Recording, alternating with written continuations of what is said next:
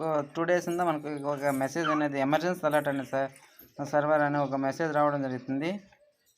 This message is sample testing message in the sent throughout call broadcasting on the system of development and the telecommunication government of India.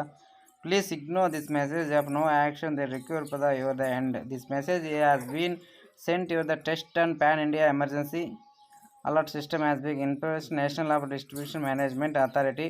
It is the enable public and safety and the provide and the timely and the alert during the emergency 21/9/2020 11:41 AM మనకు message రావడం జరిగింది. ఇలా message ఎందుకు వస్తుందంటే ఏరే దేశంలో భూకంపాలు రావడం వల్ల మనకు ఇండియా ముందుగానే అలర్ట్గా మనకు ఒక మెసేజ్ పంపించడం జరిగింది. ఈ మెసేజ్ వైబ్రేషన్ రావడం వల్ల మనకి ఏదో జరిగింది ఏదో అని భయపడకండి.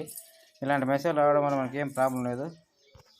ఇక్కడ చూడండి, ముందుగా మనకు తెలుగులో కూడా రావడం జరిగింది. ఇది భారత ప్రభుత్వ టెలికమ్యూనికేషన్ విభాగం ద్వారా సెల్ ప్రచారం సిస్టమ్ ద్వారా పంపించిన నమూనా పరీక్ష సందేశం మాత్రమే. ఇదేం భయపడకండి. దయచేసి ఈ సందేశాన్ని విమర్శించండి, ఎందుకంటే మీ వైపు నుండి ఎటువంటి చర్య అవసరం లేదు. ఈ సందేశం ద్వారా డిస్ట్రాక్ట్ నిర్వహణ అథారిటీ అమలు చేసే టెస్ట్ను ఇండియా ఆఫ్ ఎమర్జెన్సీ అలర్ట్ వ్యవస్థ పంపించబడింది. అంటే మనకి ఏం అవసరం లేదు. ఎమర్జెన్సీ అలర్ట్ అనేది వేరే దేశంలో మన దేశంలో కూడా ముందు హెచ్చరిక కోసం ఈ మెసేజ్ పంపించడమే మెరుగుపరచడం లక్షణంగా పెట్టుకుంటుంది.